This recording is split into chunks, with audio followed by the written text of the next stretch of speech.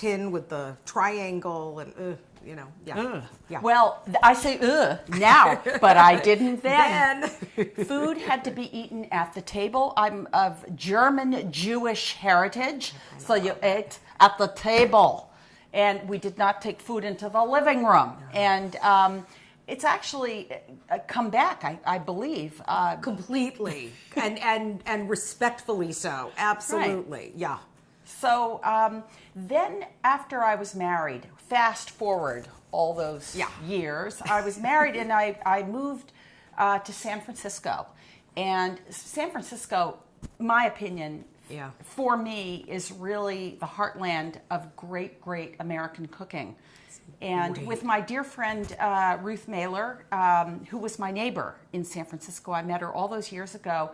We would sample some of the best restaurants, I believe, that exist in the world today. Whether they're still around in San Francisco now, I do not know, but definitely the farmers markets. Oh my goodness gracious. But there was the whole, I remember the Alice Waters movement was out there, and there was a lot of things, and Michael Mina was one of the first big, TV chefs, and he was like, no, San Francisco, and now he has 87 restaurants out there, but he's very, very well, 20 years ago, 30 years ago, wasn't really known to be doing this kind of farm-to-table cuisine, and love it. Love it, love it, love it. Yeah. So that's really got bit by the bug. I got a couple bit of by good the bug. bugs, yeah. And when did you move back to Boston? Oh, that was 25 years ago. No, that's so okay. San Francisco for me is a distant memory, but the food is near and dear to my heart.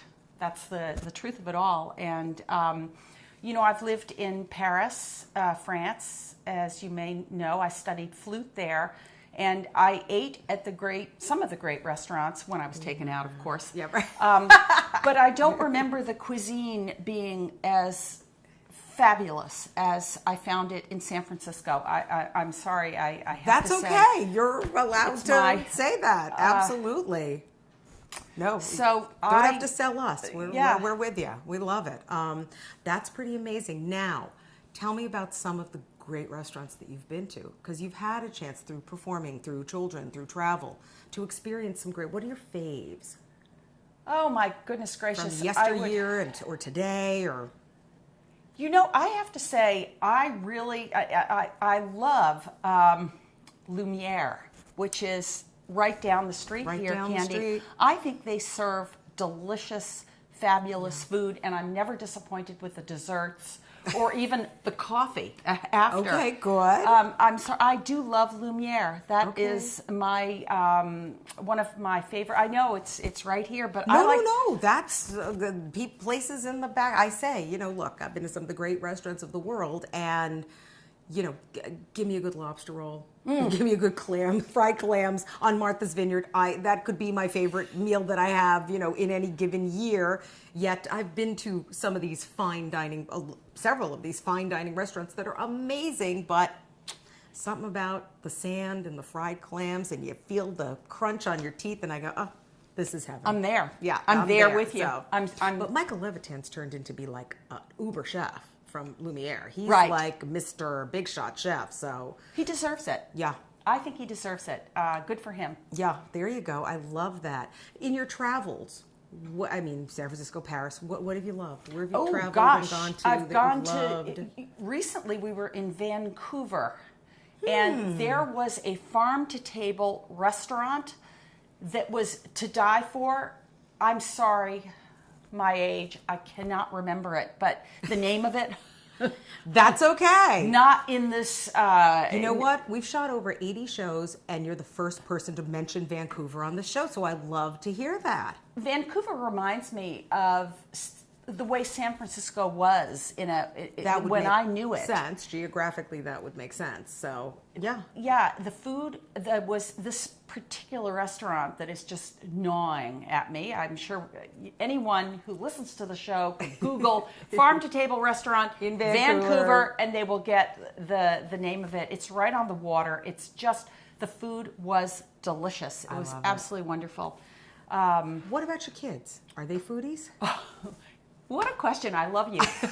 My first two children, and I swear, Candy, I didn't do anything. I feel like I nurtured them the same. My first two children are fabulous foodies. They live in New York. They live to eat. And my youngest child really eats to live, although she is a wonderful, wonderful, wonderful girl. And she just was taken out, actually, not too long ago to a 4-star restaurant in Boston. And she said she had duck. And she loved it. So I wouldn't say she's a foodie, but she's coming along. Okay, she's coming along. Yeah. Okay, that's so funny. That is so funny.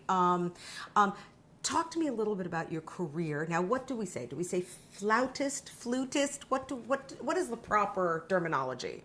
Well, I say I'm a flutist because I play the flute. I think both are correct, but I do not play the flout.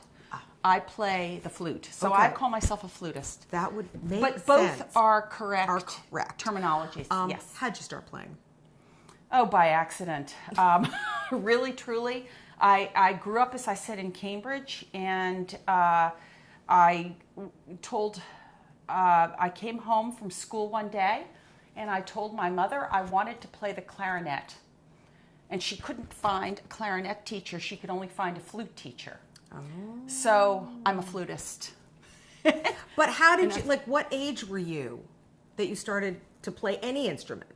Oh, well, I was 6 when I started to play the piano. Okay. And I was 10 when I started to play the flute. You have to start a musical instrument. In order to be professional, you have to start very early. It's the hands. Yeah, but you don't know you want to be a professional at 10, do you? I knew at 14. Okay. I did know at Wow. 14. You have to know very young. It has to be something that you can't see yourself doing anything else. I don't recommend it to anyone out there, but it has certainly served me well in my life. What was the practicing schedule like? Did you, everyone else went out to play after school and you'd have to come home and practice?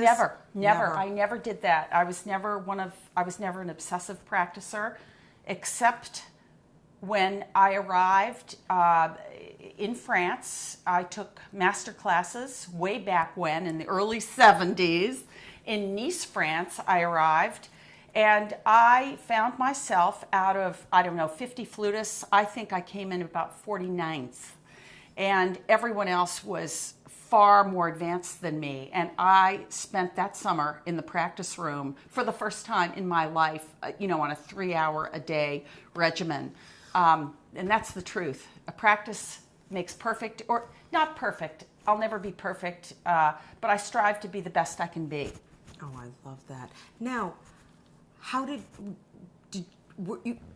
you encourage your kids to get into music, or didn't you? Did you like, no, go play sports? It was no.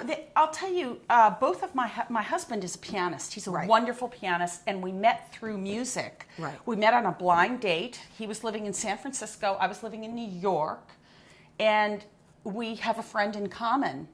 And I'll tell you the story quickly. He found out about me, and I found out about him. Who was going to go where? I was not going to San Francisco to meet him. He flew to New York to meet me. Wow. And on our very first date, he asked me to marry him. And I said, I will. I love that. Isn't that great? It's a nice story, and it's a true story. My children say that we are irresponsible. We acted irresponsibly. Yeah. Okay, then. How did they? So, did you assign an instrument? Yes, yes, we did. We did, but we didn't. We encouraged. First of all, children will invariably do what their parents do. When the children, even now as young adults, when my husband and I are practicing together for concerts, because we still give concerts together, they will invariably come into the room with an instrument and nudge me aside, or we will all three sit down, or 4 or 5, and play together. So children want to do what their parents do. It's just it's the culture of the family. My darling Deb, thank you so much for coming. We planned this for so long. Yay, we did it. Yay! Yay. Thank you. And if you want copies of any of the recipes you've seen here today, don't hesitate to contact me on Facebook. I will hook you up. Thank you, Deb, and thank you all for joining us on... Thank you. Yes, Neighborhood Cooking with Candy Gold.